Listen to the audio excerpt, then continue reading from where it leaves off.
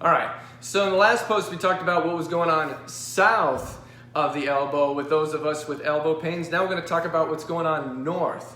And by and large, those of us with elbow issues will not have a very mobile or free to move trunk when we reach, push, and pull things.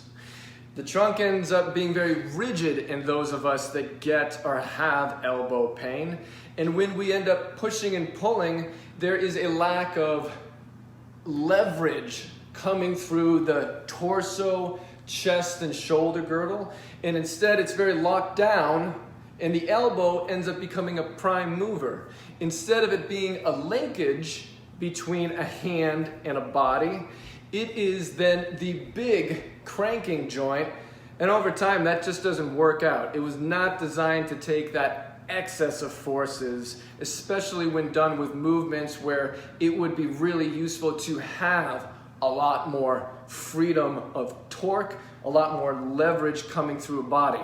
So how you work on that is a little bit more complex than necessarily the gripping pinky problem.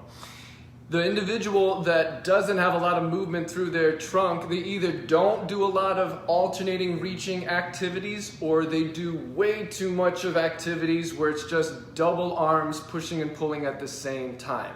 So a simple solution for that individual is to take on movements where the arms reach forward and back very big. Work on that movement. Try to get it to reach wherever that elbow is reaching, not necessarily staying put.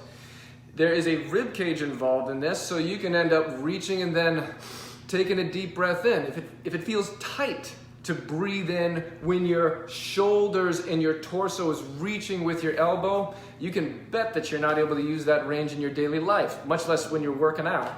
So north of the elbow, things ain't moving nearly enough.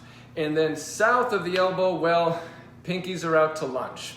So those are the two things that you can look at above and below an elbow. Working on them is likely to improve your situation with your elbow as long as anatomy isn't that compromised. If you have any questions, please reach out and ask. Regardless, I hope you're all well.